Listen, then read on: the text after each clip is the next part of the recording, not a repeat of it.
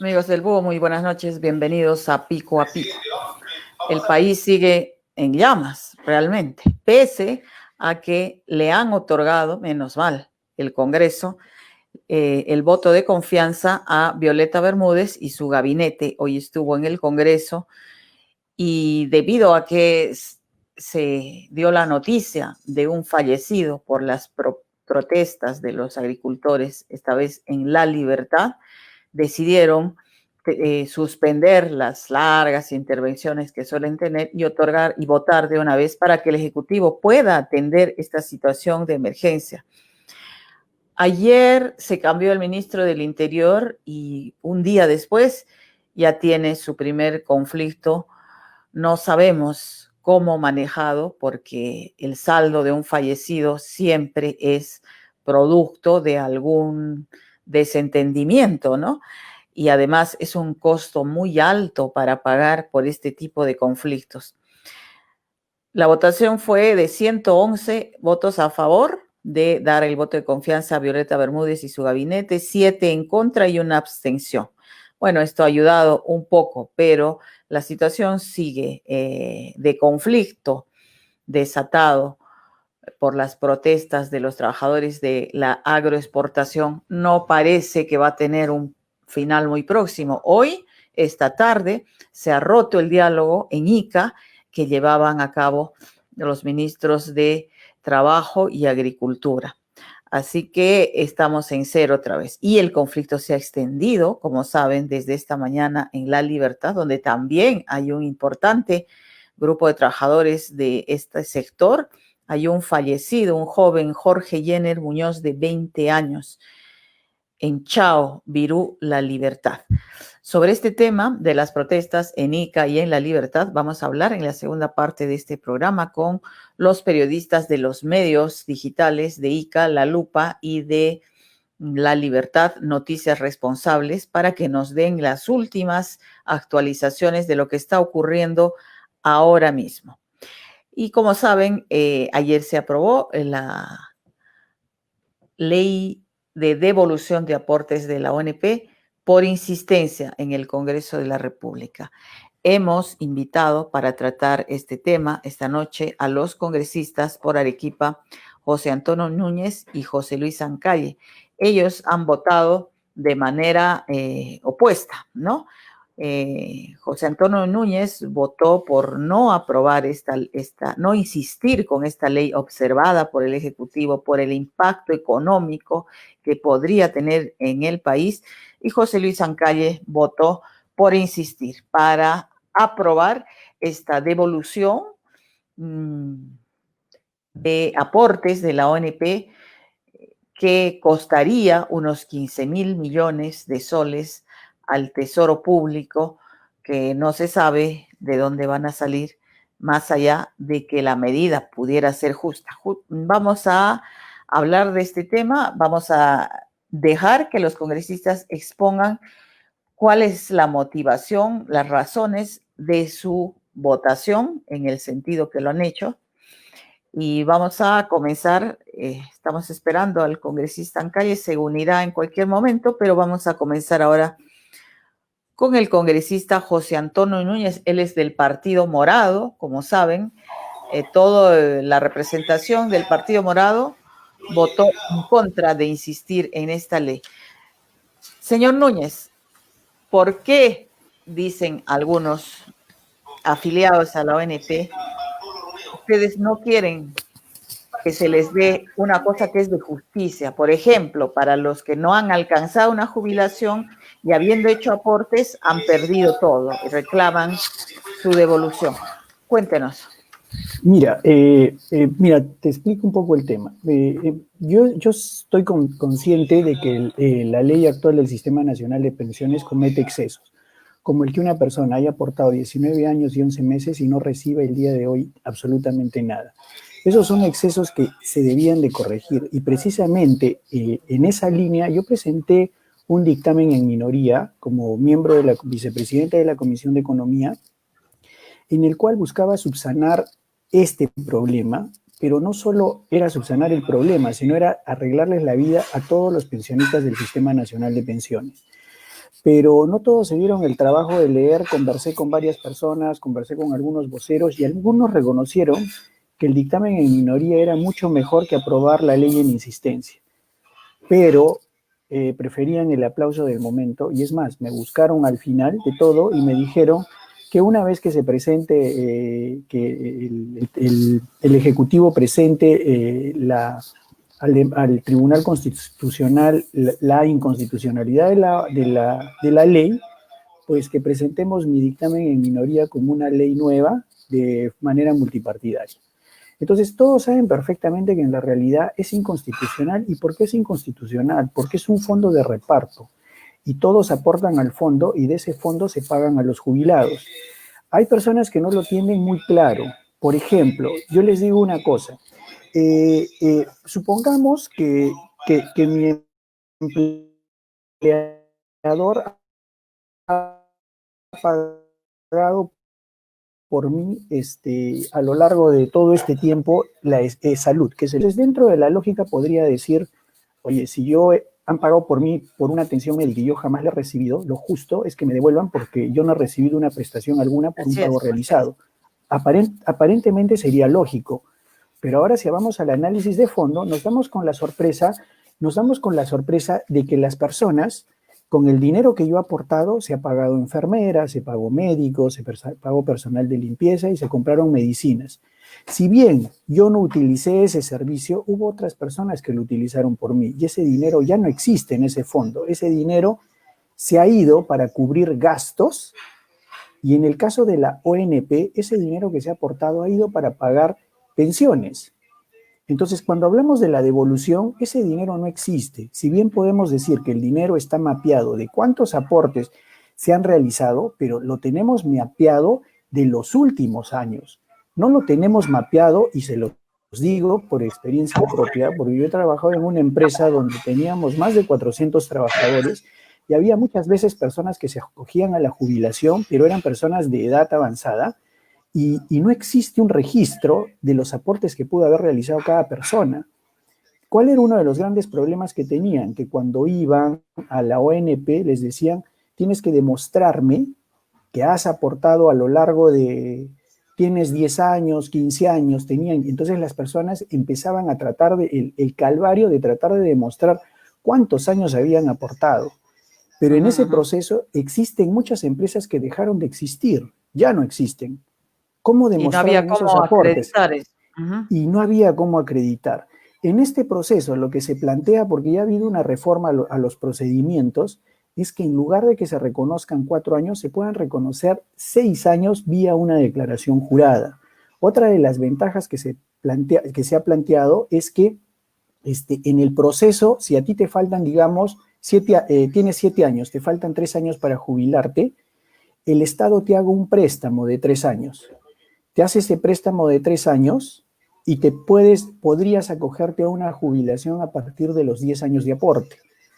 Si bien muchos dicen, 10 años de aporte vas a tener 200 soles, que en serio no es mucho dinero, y por 15 era 350 y por los 20, los 500 soles, lo que sí tenemos que tener en cuenta es que estamos asegurando que cuando la persona llegue a la edad de jubilación iba a contar con salud hasta el último día de sus vidas.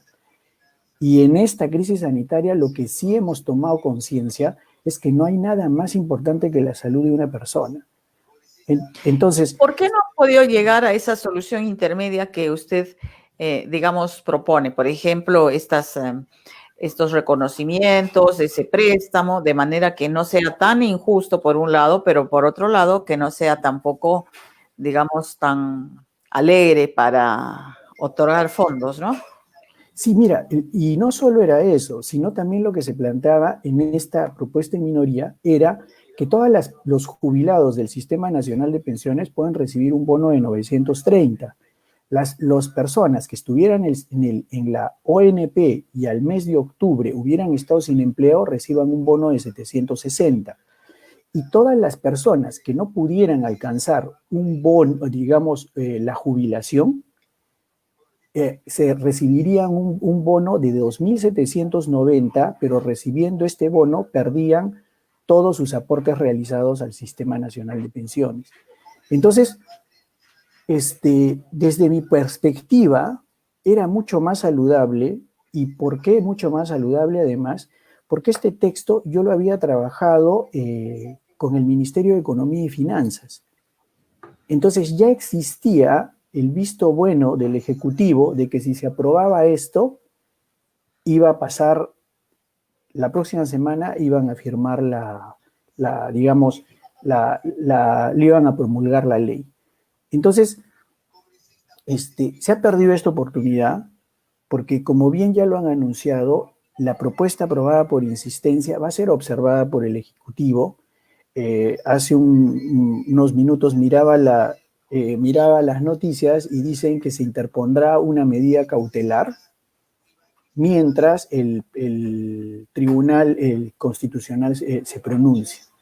Entonces, ponemos en riesgo la posibilidad, y el otro gran problema es que el presupuesto se acaba de aprobar. Y estamos hablando que esto no hay, digamos, esa disponibilidad en ese presupuesto, no hay destinado para esta ley, ¿no es cierto? No hay, son 15.000 millones de soles aproximadamente, y actualmente del presupuesto de la República se está, está al rojo 45.000 millones de soles. Entonces,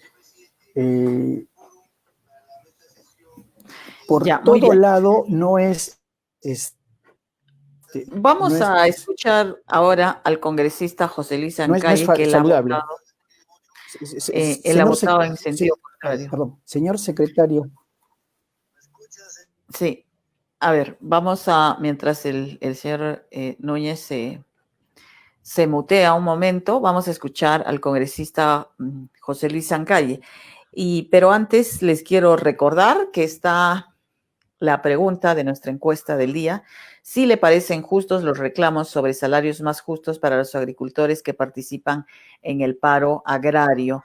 Y vamos a hablar de este tema en la segunda parte del programa, ya les dije, con reportes en vivo desde las dos zonas que están en conflicto.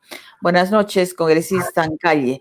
¿Por qué no se podía contemplar este proyecto que presentaron en minoría algunos congresistas y aprueban ustedes, por ejemplo, usted y su bancada, este proyecto insisten en el proyecto de la devolución de ONP, conociendo, porque ya son conocidas estas observaciones sobre el desequilibrio que va a causar en el presupuesto, que si bien hay razones importantes para atender a los de la ONP, es un poquito generosa, digamos, esta ley dentro de las limitaciones, claro, porque ahí se va a dar a todos, tanto a los que estén activos como a los que no. Hay varias rubros que suman esta cantidad. Buenas noches. ¿Cómo están? Buenas noches, Mabel. Buenas noches, amigos del Búho. Ha habido un sinfín de preguntas. Primero, ¿por qué no se recogió ese dictamen de minoría? Porque en los procedimientos se tiene como segunda opción. Si es que no hubiese sido aprobado el dictamen que ha sido consensuado y ha tenido un dictamen de insistencia de las 4 comisiones, entonces habría la opción de este dictamen en minoría. Claro, esa es la parte procesal, pero mi pregunta va más al tema de considerar otras opciones intermedias para no ser tan radicales, digamos. Ya, bien. Saludo al colega José Núñez. Justamente habló acerca de la salud. Acá tenemos la Constitución Política del Perú, en su artículo 7, dice que el Estado tiene que velar por los derechos fundamentales, que es la vida y la salud. Si estuviésemos en el año 2019, yo no hubiese votado a favor. Estamos en un estado de emergencia. Y para un estado de emergencia, no solamente el legislativo, sino el ejecutivo ha tomado medidas excepcionales. Esa palabra, no sé si es un poco tan difícil de entender o comprender, la excepcionalidad para una situación tan difícil de poder enfrentar la salud, la vida, que más bien ha promovido presentar este proyecto de ley con ese principio de necesidad para la devolución de los aportes a los pensionistas. Se habló acerca del financiamiento y lo que podría causar el desequilibrio. Justamente esas personas que mencionan que podría haber un desequilibrio no dicen lo mismo cuando se dio este beneficio de Reactiva Perú. Ahí no causaba desequilibrio en cuanto a la discusión del Ejecutivo. Entonces, tendríamos que precisar y recoger primero que tenemos un informe para la Comisión de la Reforma del Sistema Pensionario y tenemos ahí cantidades exactas sobre la información financiera y también la información inmobiliaria, lo cual si recogemos el conjunto de un presupuesto, superaría la disposición que se necesitaría para los 4.700.000. Aparte de mencionar, esta es una ley facultativa. Yo soy de la ONP, no sé si tú, Mabel, seas de la ONP, pero nosotros no vamos a retirar ese dinero porque estamos aportando y no es necesario, al menos por lo que tenemos un espacio laboral que nos permite de otra manera enfrentarla. Pero va a haber muchos que sí lo van a hacer. Y entonces sí, el problema es que ellos, digamos, por un apuro, quizá una urgencia, una coyuntura, ellos y en general se está poniendo en riesgo el sistema de pensiones, porque claro, yo saco ahorita 4.000 o 12.000 si me permiten, ¿no? Y mi pensión va a ser ridícula y o no voy a tener pensión directamente, ninguna posibilidad. Entonces, ¿qué va a pasar si de aquí 10 años sale el COVID-30 y ahí sí todos van a morir, ¿no? O sea, hay que también tener una previsión hacia el futuro. Le entiendo cuando dice, por ejemplo, a Reactiva le han dado Reactiva 1 y Reactiva 2, ¿no es cierto? Suman 60.000 millones y a eso solo han tenido acceso las grandes empresas. Bueno, más allá de que así sea o no, sí, porque sí hay una cantidad de micros también, se supone que estos son préstamos, no son regalos, y además se trata de reactivar el aparato productivo. Si lo usan bien o no es otro tema, pero vamos por el objetivo. En cambio, cuando decimos nos gastamos las pensiones porque, a ver, ¿qué le asegura a usted que mañana el señor mayor, la señora mayor van a ir a cobrar, ¿no es cierto?, retirar, y va a venir el hijo y se van a ir a un restaurante, se van a ir a vacaciones a la playa, se van a ir a Máncora, se van a comprar un auto. El hecho es que ese señor se va a quedar sin pensión, ¿no? O sea, es cualitativamente diferente y es un tema delicado. ¿Por qué no ir por la reforma integral del sistema de pensiones que se necesita con tanta urgencia en nuestro país? Porque todos estamos de acuerdo que es injusto y está mal diseñado.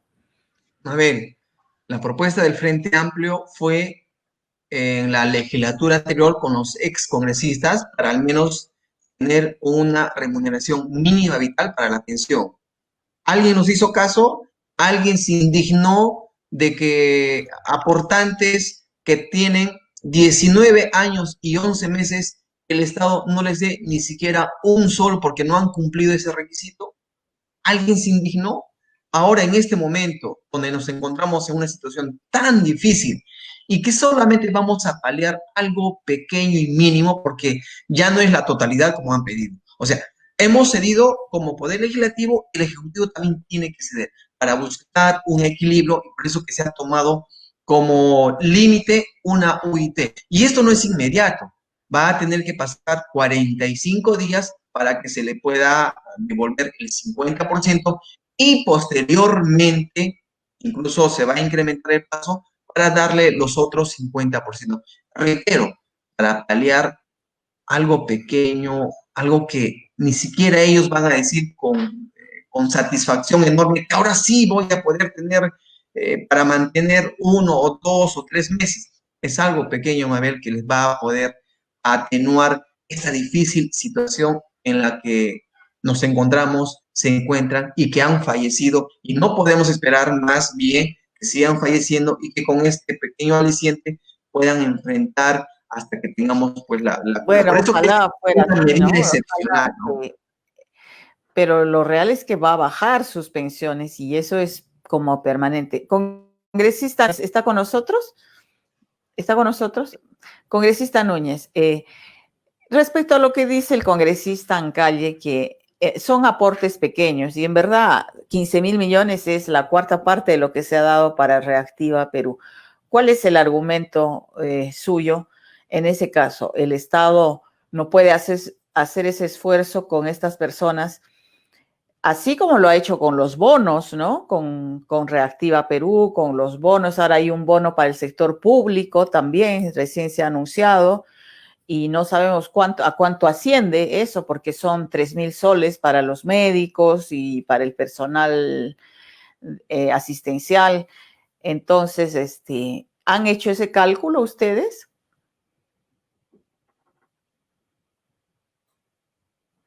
Está en mute, si pudiera poner su audio, por favor. Perdón, Mabel. Ya, mire, yo coincido con lo que dice el congresista Ancalle.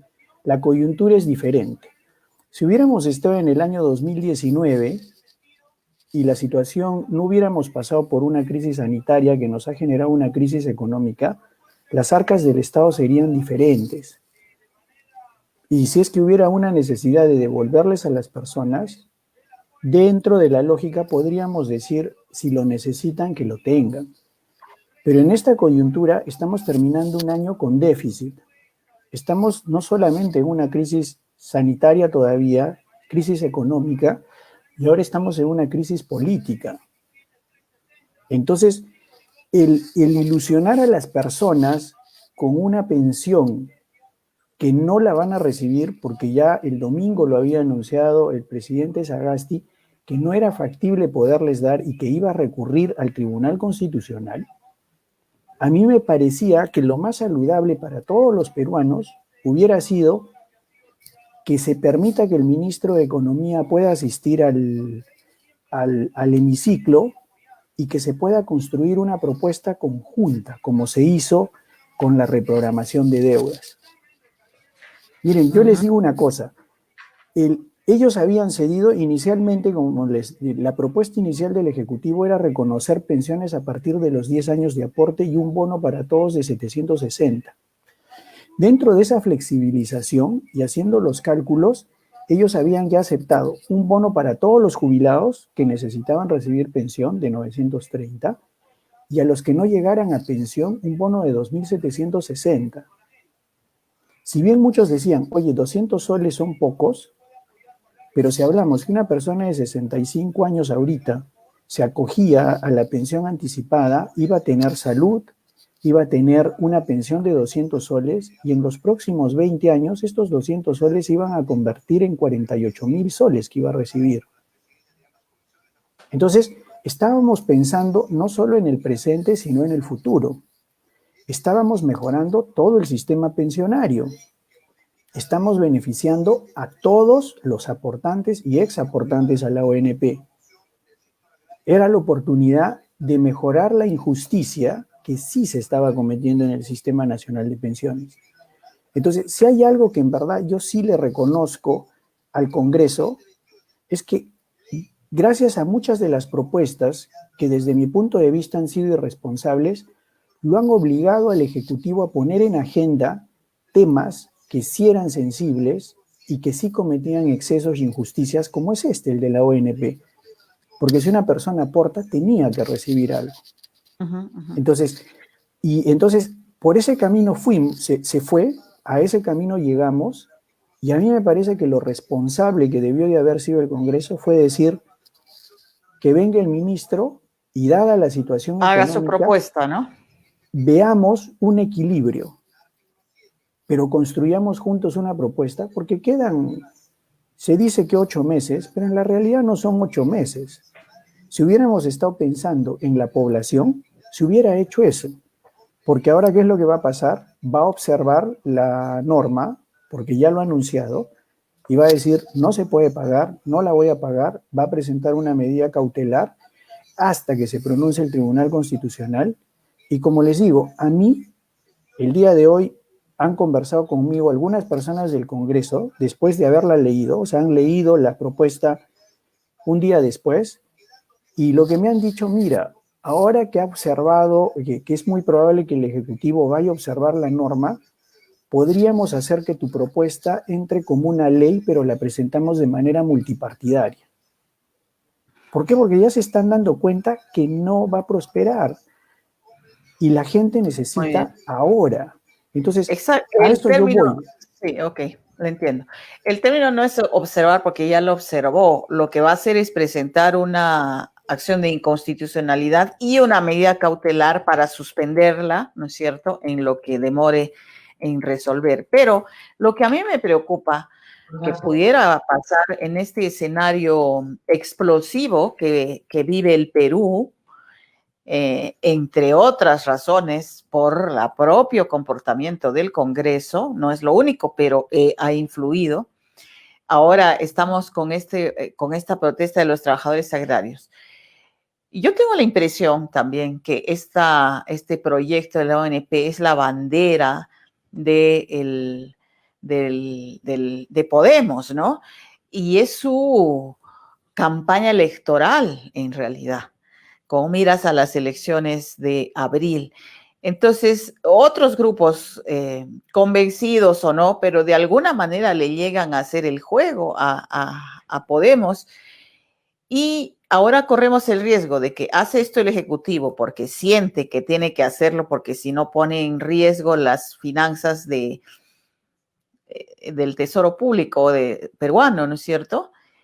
Y va a haber protestas de los afiliados a la ONP que ya tienen estas expectativas, que se les ha generado expectativas con fines probablemente electorales, no de todos, quizá, pero hay un grupo muy claramente usando este tema de la ONP como bandera electoral. ¿Qué nos dice José Luis Zancalle? ¿Por qué no podían esperar a esta propuesta que los iba a auxiliar a los pensionistas, lo que proponía el Ejecutivo, pero se iba a consensuar? Entonces no generábamos nuevamente un escenario de enfrentamiento como el que presumo va a ocurrir. Mabel, has dicho algo muy importante que muy pocos periodistas dicen, algunos, no todos los congresistas. Hay congresistas, bancadas que desestabilizan, hay bancadas de dictadores, lo cual es totalmente diferente a las acciones que nosotros tomamos. Tengo el informe 28-2020 de la Oficina Nacional de Pensiones. En este momento, el total de activos financieros supera los 17.399 millones, supera la cantidad que se necesita. Hablan de un proceso de inconstitucionalidad. Primero, no hay medidas cautelares para demandas de inconstitucionalidad. Ayer plantearon para que esté presente la ministra de Economía y nos pueda ayudar porque es un problema de interés nacional. El artículo 129 de la Constitución, el artículo 54 del reglamento, indica claramente y exige, porque es un deber, de que el premier y el ministro tengan que estar presente para estos temas de coyuntura, de interés nacional, y que nos permita absolver o resolver, y más bien dar inmediata atención a necesidades que, totalmente de acuerdo contigo, Mabel, que otros pueden tener otros intereses, puedan mentir, pueden engañar, pero al menos nosotros como una bancada pequeña, más bien vamos por ese principio de necesidad. Las interpretaciones de la Constitución es pues individual, ¿no? Como lo dijeron ayer, plantearon una cuestión previa, pero ahí no tenía nada de acuerdo a como más bien está escrito en la Constitución. Algunos dirán que esta demanda de inconstitucionalidad va a ser fundada. Yo particularmente digo que no, porque lo que se está basando y lo que está impulsando estos proyectos es la vida. Ese es un derecho fundamental que está sobre todos los derechos, el tema de la salud. Y esa medida de excepcionalidad que el mismo Ejecutivo, a través de decretos legislativos, también los ha utilizado, es justamente el mecanismo que nosotros estamos siguiendo. Porque si no, le reitero, estuviésemos en el año 2019, 2018, yo votaría en contra. Pero estamos en un estado de emergencia, estamos en una pandemia y eso más bien, Muy bien. nos lleva a que nosotros podamos enmarcarnos dentro de la Constitución y los procedimientos parlamentarios. Gracias, congresista Ancalle. Bueno, hemos escuchado los planteamientos, los argumentos, las razones de ambos y seguramente nuestro público tiene también su propia opinión. Muchas gracias a ambos por estar con nosotros.